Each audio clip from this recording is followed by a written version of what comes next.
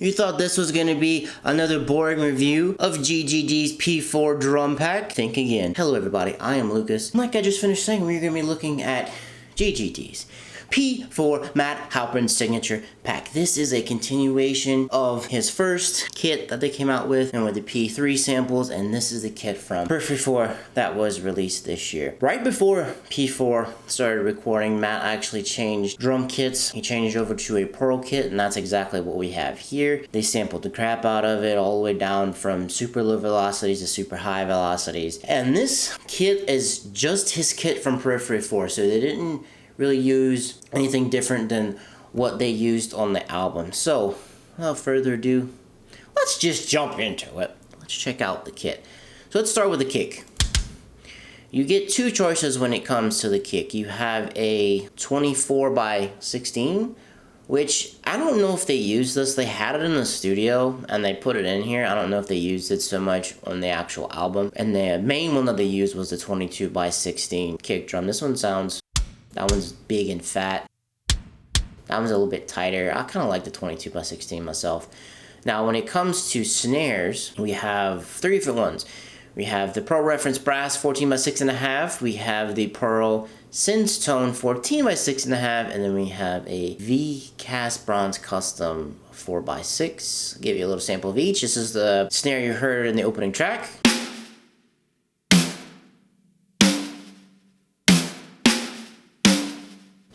They all a different flavor. I kind of like the Reference Brass personally. That one sounds pretty sick. So for the cymbals, some of them have a little bit different variety, but mainly what you see is what you get. So for the hats, we have the 14 traditional right there, and then moving on up to the left crash, we have an 18. Let me do the right crash since we're on crashes. We have a 19 thin and a heavy.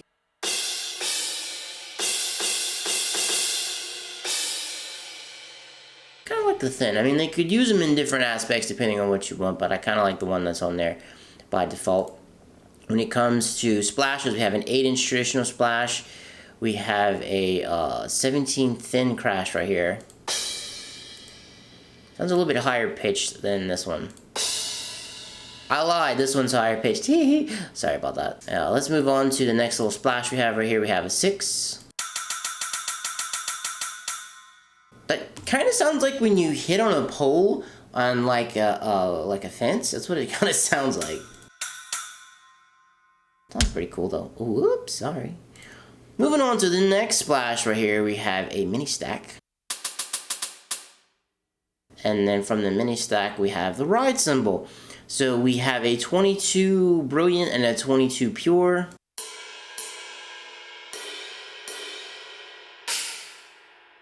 And then from there, we're going to move on to the stacks. We have a 18 stack, Halpern double down and Halpern double down inverted. Inverted sounds pretty tight. Sounds pretty original. And then last but not least, everyone's favorite cymbal, the China cymbal. We have one, 20, a traditional 20. These are the exact cymbals that Matt uses too, because he's I can't pronounce the main brand, right? It's like Myronal, I believe that's how you say it. It's like starts with an M. It's right here on all the kits. These are the exact cymbals that he uses. And also, I like the little 3 dots for Periphery right here on the stack. That looks really cool. Now let's move on to the toms. So for toms, we have 10x7 custom. No, not hats. And I left all of them on because I used them in the MIDI. And the MIDI you heard, that was from my EP, Spice and Songs Loverman. And we have a 12x8 and a 13x8 for your second rack tom, floor tom. We have a 16x16. And then for the final floor tom, we have 18x16. One thing I want to talk about too that I kind of wanted to go over is installing this pack was easy, thank the good MIDI gods, because Invasion was hard to install for me. The root directory that it was looking for was like screwed up, and it was a whole thing, but I finally got it to work. This was easy. Just make sure you update your stuff from native access, and Kontakt is updated for Kontakt 6. And speaking of Kontakt 6, I have my kit in multi-outs, but you see right here, this is what I'm talking about, the multi-outs. The multi-outs for Kontakt 6 is broken, and it's broken across like every DAW possible. So what I did, I'm using Studio One 4.5. What I did was, when you load up a kit, you come in, you create all of your little faders right here, you set them all to stereo, make sure they're all equally spaced out, you put the routing, get everything routed correctly, you click right here, and you put save current output section as default for all formats. And then you do that. Then you take Kontakt, you close it out, you reopen it, and all of these are going to be here. And you come in and then you name them all, and then once you do that, you're going to be able to enable them and they show up right here. That was the biggest pain in the butt that I had to figure out when I switched using the Kontakt 6, because I was using Kontakt 5 with Halpern drums, and I did it a little bit with Modern and Massive. That was a big whole thing, but once you get past that, it's pretty much smooth sailing from there. And then in each individual section right here, you just got to come in, you know, put kick, overhead, rooms. I'm gonna come back to these, but you see, you name them down here and you route them, and then they're gonna show up down here, and then you can route them to your buses or however you want to route them. So let's check out the controls for the kit. You have the same UI that you had in Modern and Massive and an Invasion. You have turbo, you have reverb. The turbo, what the turbo does is it gives you some compression, it gives you some EQ, it kind of like pre-mixes it for you. So that way, if you're not really too keen on your mixing skills, or you just want to process it right within the plugin, you can. It makes things very easy for you to do, and you can do it on each individual track, and you can also put in reverb. I typically don't use the turbo on the kit. I typically process everything on the outside of it. I'll give you a little sample of what the turbo does on the kick. This is what my kick sounds like with how I have it mixed. This is without the plugins. It's super quiet. So you can see, you can put reverb on it too. So let's you can actually link the turbo, which is actually, this is really nice. So if you link it and you turn it on and you do like this, see, it links it across all the tracks, which is really nice. Still kind of low. Let's jack it up. Let's turn it off.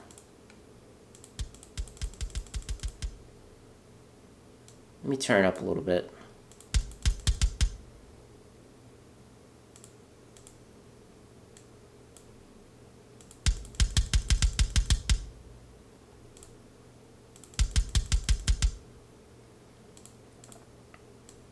So the turbo works. It tightens it up. It makes it sound really thick, and it does a pretty good job of it. But as you can see, if it changes things up, because I had everything set up routed through my DAW. And when it comes to the spreads in GGD, I didn't touch any of them. I never usually touch them if I'm using GGD. If I'm using real drums, I'll pan out my toms and stuff like that, but it's kind of already done for you in here. So I just left it alone, as it sounds pretty good. Moving on to the snare, everything is routed same as before. I got snare top, snare bottom, overhead, and I have room close. I didn't put any of the processing from GGD itself. Like I said, I do everything on the outside. You also do have these cool little envelopes you can mess with up here. You have the attack time right here. You can mess with that. You can mess with the sustain time. That's the H, and the D is going to be for the release. So you can mess with it and process it right here in the plugin, which is really cool. Things are simple with this kit. You know, it's just snare top, bottom, overhead, and rooms. It's very simple for a lot of the kit, and you can also, you know, you can hear it from here. Whoops, let me unsolo my kick. Remember, kids, unsolo your kick if you want to hear your snare. So I got that going on right here, and you can change them too right from in here, just like when we were on the kit. Now let's move on over to tom. Same controls up at the top. You still got the turbo, still got the reverb. Like I said, I just left the spread the same, because it's pretty much the same exact thing as I would do anyway, and it just makes my life very, very easy. You can scroll through, you can change them right here. It's very easy. You can also hear them. And I have them routed to, you see down here, rack 1, rack 2, 4 tom 1, 4 tom 2. Overhead and rooms is routed the same exact way. Let's move on to the cymbals. Now, when the guys sampled this kit, they literally put spots on everything. But what I did was my hats and ride, I usually give them their own specific bus, and I kind of process them a little bit differently. And then for everything else, I just threw it in the overheads. Sometimes I'll use spot mics for different things, but spot mics are really extra. They just kind of add extra like texture and fluff at certain points. So I didn't really worry about it. I just kind of threw them all in the overhead, and of course I put the room in the room close mic. It's just to keep things easy, and it's just easier that way for me, just to route everything through the overheads. Now when we come to the settings, for P4 Halpern, it's a little bit different than what you say with Modern and Massive would be, because you don't have as many articulations when it comes to the snare, when it comes to the hat. Things are a little bit different. So I don't know if I would use P4 for like lighter type of rock or classic rock type stuff. I think I would use more Modern and Massive for that. I'm just kind of trying to give you an idea of what is in each kit. I'm probably gonna do a totally different video of which GGD kit is right for you and which one you should pick. Just kind of wanted to point that out. Things are very like simple in this set, which is it's nice because it just says, look, this is what you have, work with it. And but of course, you know, you have a different maps. I loaded my map from Modern and Massive, and I had to come in here and change a few different things. I normally have to do that when I'm moving from different Kontakt drum libraries. On other drum VSTs, it's a little bit easier because the mapping will stay the same, but Kontakt's Kontakt, and once you conquer it, it's easy. You do have your slopes, and you can have different velocities, and you can do all kind of cool stuff with that. Here's another cool thing, the cymbal mixer. So like I was saying before, they literally close mic'd every single thing in here, and this is a little bit different than real life. So you know, you can come in here and you can crank things up, you can crank things down. So it kind of gives you like an extra level of gain staging. So like I did, I routed everything through the overhead mics. So say I don't want the crash coming through as strong on one particular part, I can just come in here and boop, and pull it down, and it's good to go. Oh, I want to say something else about the volume.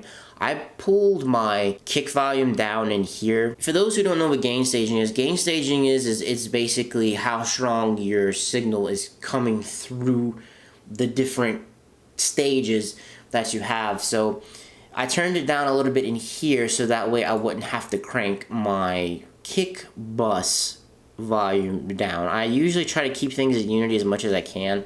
So like right here, I turn the snare bottom down. I do a little bit of processing on the snare bottom bus, so that's why I turn it down. I usually try to keep my actual instrument faders at 0 at unity, and I will adjust the gain other places. So that's why I turned it down there.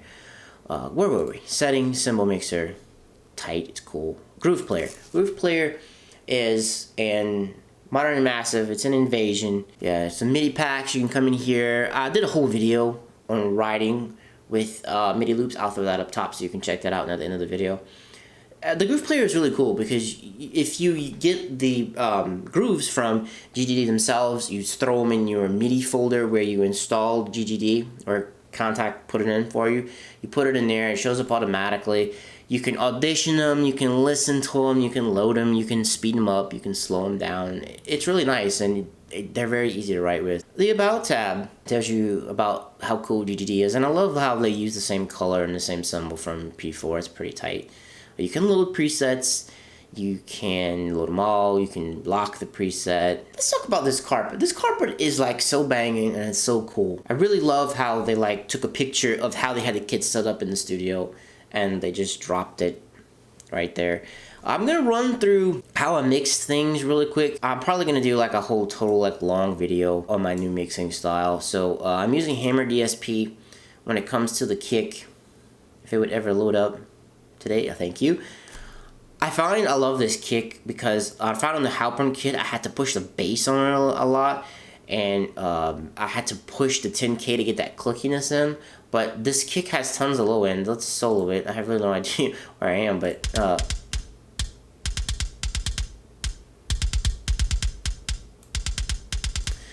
the kick has tons of low end. It has lots of clickiness to it. I actually had to come in here and dial back my 10K. I keep my kick very simple. I'm a GGD-aholic, so of course I have smash and grab for my compressor in here, and I have Slate's tape going on there. Moving on to the toms. The toms, they sound so good on here. They like ring out for like ever. All I have on here is smash and grab into the toms position and the SPL transient designer to trim the transients a little bit. So these toms like ring out like forever. Like I think Nolly said they timed it for like 8 seconds when I did it. So they ring out forever. So I have the transients trimmed a little bit in here. And I just have smash and grab. And you can use a limiter like Waves L1, for example. You can use that if you want to trim it to not get them ring out as much. Also, too, all of my drums are ran to my drum verb and my parallel drum bus. I'll show you that when we get to them later on down the line. So hit our toms real quick.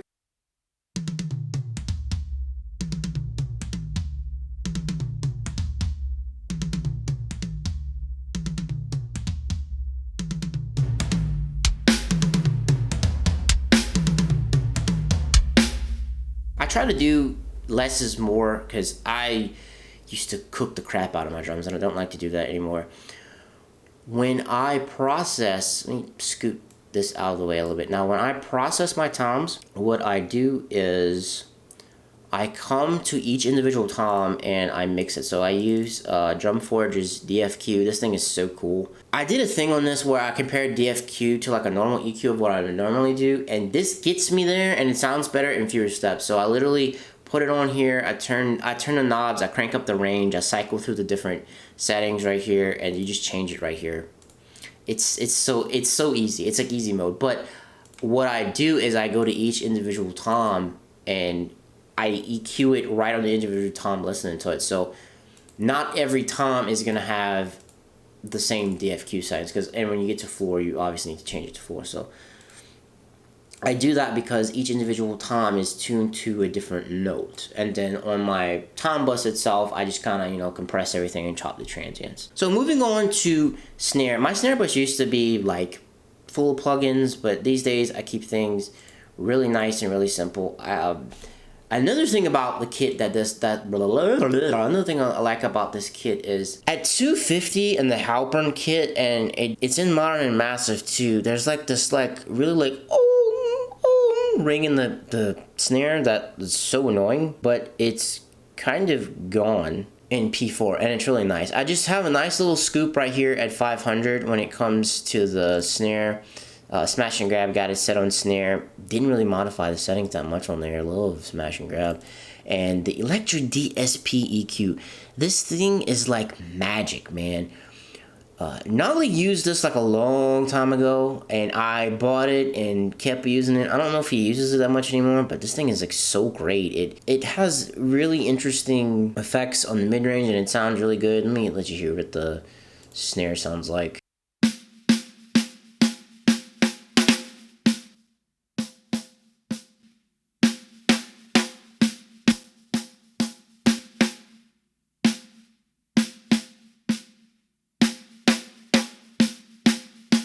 Now this fab filter I have right here, it's real. Let me just let you like see what I'm talking about. So you're gonna see a spike right where I have that dip.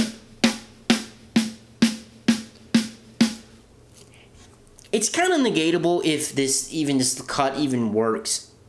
I've been fighting with it. I'm just gonna leave it for now. It clears up a little bit of that mud in 500 that I don't really like. Now for my snare bottom, like I was saying earlier, I do a little bit of processing on my snare bottom. I turned it down. I'm using Slate right here. I use the area Q. I just kind of turn the air up a little bit, gives it a nice sweet sound, and I'm using SPL, which this is the Designer Plus, and I just put a little bit of attack, put a little bit of sustain, and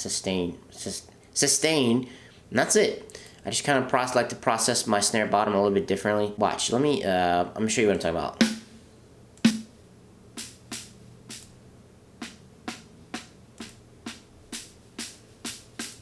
Makes it sound nice and sweet, and I'm running all of that to my snare bus. That's how I route all of my stuff.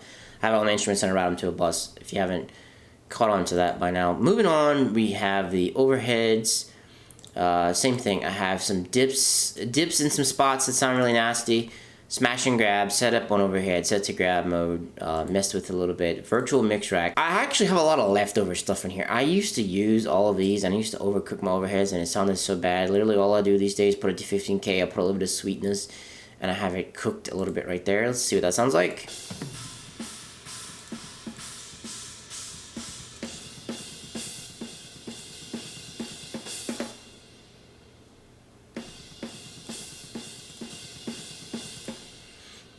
I hate loud cymbals, so I keep my overheads ducked. Cymbals like to eat into everything. Spot mics, I don't really have much on here. Smash and grab and some dips right there. Dip at 4K. The spots, I sometimes use them and sometimes don't. Rooms. Some people would debate this is the most important track. For the drums, let's listen to this real quick and then I'll run through what I have.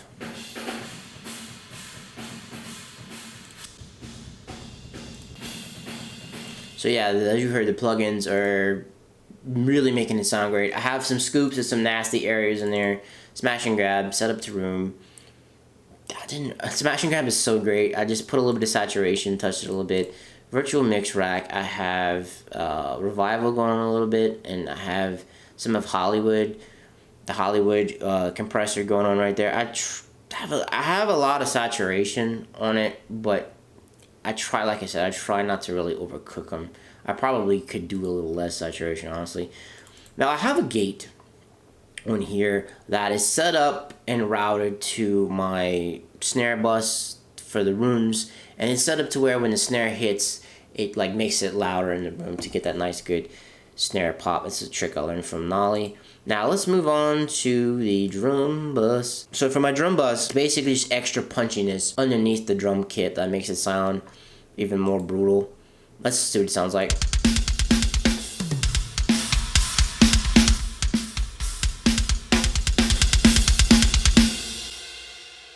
Just have it set to smash and grab. I have it on parallel. I just messed with input and output. That's really it. This compressor is so great. I'm sorry. I'm trying to keep focused on the kit, but I just really love this compressor. And then for my drum verb, I have an overall drum bus that controls all of the drums. So if I want to turn all the drums down, I can. I just have VCB red VG from Slate on there in default settings. I sometimes turn that off. It's just kind of to give everything a little bit extra glue. I used to use verbiage on my drum verb. So for my drum bus, I have Valhalla set up right here with some pretty default settings. And then virtual mix rack, I have FGN running right here.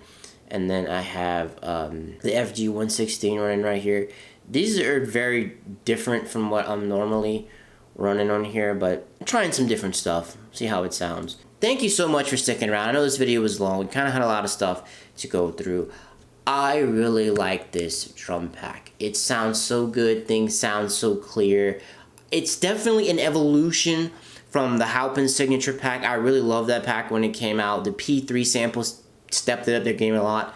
These are even better. And another thing people don't really talk about is you also have the Slate trigger files that come with this. So you get all of the shells right here. You get those in Slate trigger files. They sound great. You can slap them on real drums. You can slap them to kind of give extra, the real drums some support. So, ladies and gentlemen, if you have any questions, comments, concerns, let me know in the comments down below. But that's for me. I'm going to have to be out. Peace.